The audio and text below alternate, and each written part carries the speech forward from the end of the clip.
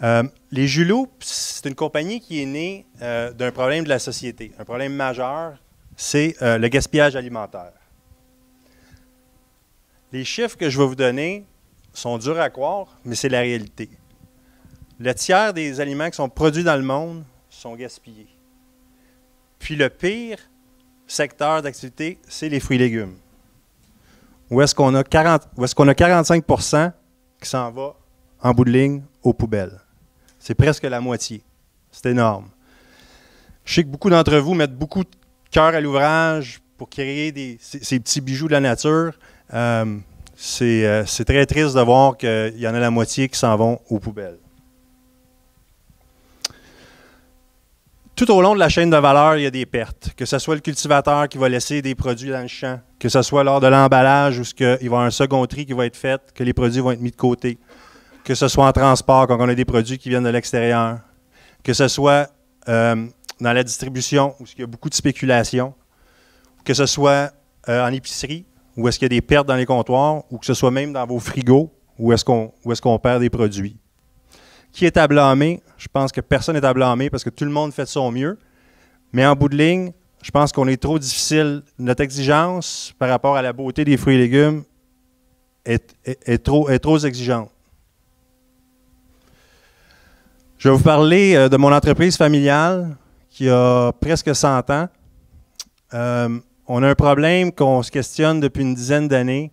C'est les pertes, les invendus qu'on a. Qu'est-ce qu'on fait avec ça? Ça a un gros impact sur notre bottom line. Et on a 6 000 tonnes par année de produits qui sont invendus puis qu'on ne sait pas quoi faire avec.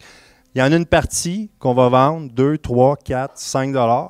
Des produits qui en valent 25, 30, 35 $, 50. Pas très bon pour le bottom line. Il y en a une partie des invendus qu'on n'est même pas capable de vendre à 2, 3 $, qu'on va finir par donner dans des organismes. Déjà, jusque-là, c'est quand même pas pire. Mais là où le bas blesse, c'est qu'il y a 1500 tonnes par année qui sont jetées, qui s'en vont dans les sites d'enfouissement. Puis ça, on s'est dit qu'il fallait faire quelque chose pour ça. Donc, ce qu'on a fait, on a créé des jus pressés à froid.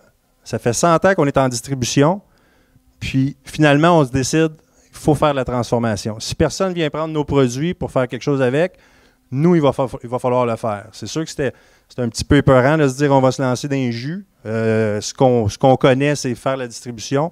On ne connaît pas créer des produits, on ne sait pas comment créer de la valeur, mais on s'est dit, il faut se lancer. Fait que ça fait 100 ans qu'on est en affaires, il n'est jamais trop tard. Donc, on a créé des produits, qui sont santé. Fait qu'au lieu d'avoir des fruits et légumes qui n'ont plus de valeur, on crée un produit qui a énormément de valeur, qui va, au lieu d'être un problème pour la société, qui va nourrir des familles. Puis la beauté avec nos jus, c'est que dans chaque jus, il y a 8 à 10 portions de fruits et légumes par jour. C'est ce qu'on devrait consommer à tous les jours. Puis, c'est quasiment impossible. À moins d'être un végétarien puis manger juste des légumes, c'est quasiment impossible. Donc, on a réussi, avec un problème, à créer une solution santé. Notre modèle d'affaires est basé sur l'économie circulaire. Donc, au lieu d'avoir une économie linéaire où est-ce qu'on extrait des ressources, on crée un produit, puis on crée des déchets, on s'est dit on va prendre les déchets d'une industrie, puis on va les revaloriser sans créer de déchets. Voici notre modèle d'affaires en illustration. On a les mal-aimés qui sont les invendus. On utilise une technique de pressage à froid et de pasteurisation à haute pression pour créer des jus qui gardent leur intégrité nutritive. Ce qui nous fait un jus. Par contre, ça crée un déchet. Ça crée de la pulpe. Et la pulpe, pour nous, c'était impossible de dire parce qu'il y a encore de la valeur dans la pulpe. Il faut faire quelque chose, puis il va falloir qu'on se parle. Là, on s'est dit qu'on travaille avec des compagnies pour faire de la nourriture pour chiens, des gâteries, des croquettes. Mais c'est pas évident, mais on ne lâche pas, puis on va trouver une solution. Mais on a peut-être d'autres pistes de solutions ici. Ce qu'on est particulièrement fier du produit qu'on a fait, c'est que l'impact environnemental pour la première année, c'est qu'on va sauver 300 tonnes de fruits et légumes. on va éviter 250 tonnes d'émissions de CO2, puis on va économiser 95 millions de litres d'eau. Bâtir des relations, c'est un des fondements de notre entreprise. On s'est dit, si on veut, le gaspillage alimentaire, c'est un gros problème. Si on veut régler ce problème-là, on ne peut pas le faire tout seul, il faut collaborer. Donc, ce qu'on a décidé de faire, ce qu'on a fait, nous, on était distributeurs, donc on avait le produit pas cher, on avait la distribution, mais il nous manquait des connaissances pour lancer des produits, des breuvages, des produits de consommation. Donc, ce qu'on a fait, on s'est associé avec David Côté, qui est un gourou de l'alimentation, le fondateur du Rice Kombucha, un breuvage québécois qui fait des fureurs de ce temps-ci, et aussi le fondateur des comptoirs santé Crudescence. Donc, où est-ce qu'on n'avait pas l'expertise? On s'est dit, on va trouver quelqu'un qui l'a, on va s'associer avec. Aussi, qui s'est joint à l'équipe, Julie Poitras-Saunier, qui est une experte en développement durable puis en économie circulaire. Donc, pour que le tout se tienne, ça nous prenait les bons acteurs. On croit que pour réussir dans ce qu'on essaie de faire, de lancer des jus, ça nous prend 4 grandes compétences. D'un, il faut avoir l'approvisionnement. Puis ça, je pense que nous, c'est un de nos gros avantages. Je pense que vous aussi. La distribution, ce qui est notre business depuis 100 ans. Donc ça, on l'a aussi. Il nous manquait le marketing. David et Julie s'occupent de ça. Puis, des fois, si on ne trouve pas les bonnes personnes aussi, il y a des agences de pub. Des fois, le marketing, on sous-estime, mais pour nous, c'est important de mettre de l'argent dans le marketing parce que c'est beau de créer un produit, mais il faut qu'il y ait un engouement pour. Puis, la 4e compétence, c'était la production. C'est beau avoir une idée, c'est beau avoir les bonnes personnes, mais il faut être capable de le faire, ce produit-là, puis garder une constance dans la qualité.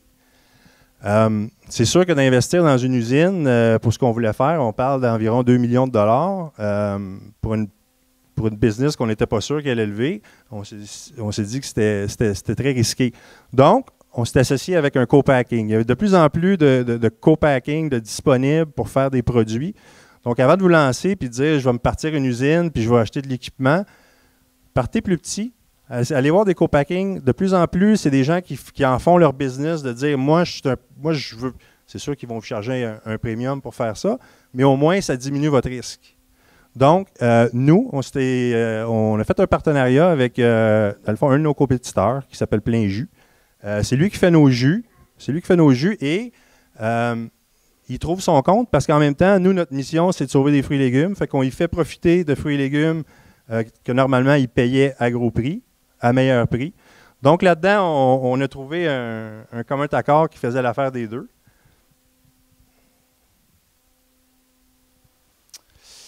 Loop, c'est plus qu'une compagnie de jus. On commence avec des jus, mais on veut faire plus que ça. On veut faire d'autres produits. Puis on se rend compte qu'effectivement, on n'a pas l'expertise pour faire tout. Donc, on est ouvert à plein de types de partenariats. Vous voyez, on a fait un partenariat avec David et Julie de 50-50. On est ouvert à faire des partenariats. S'il y a des gens qui sont intéressés, disent « Moi, j'aimerais ça faire ce produit-là. J'ai peut-être pas de branding, j'ai peut-être pas de... » Nous, on est ouvert à n'importe quoi. Si vous n'avez juste pas de matières premières, on est ouvert à vous avoir des matières premières pas chères non plus. Mais ce qu'on veut surtout faire au-delà du jus ou d'autres produits, c'est inspirer le changement. C'est changer la façon de faire, de dire on va extraire des ressources puis on va polluer la planète. Il faut changer notre façon de voir les choses. Bâtir des relations, ça c'est super important. Je pense qu'il faut vraiment regarder alentour de nous et se dire, écoute, on ne connaît pas tout. Qui alentour de moi peut m'aider à ce que mes rêves se réalisent? Puis incarner une cause, bien, c'est pas juste une question financière en bout de ligne. Il faut qu'on fasse les choses parce qu'on y croit. Puis je pense que ça, le consommateur va le reconnaître, puis il va vous appuyer dans votre démarche. Donc, Loop, c'est croire en une nouvelle histoire, c'est croire qu'ensemble, on peut changer les choses.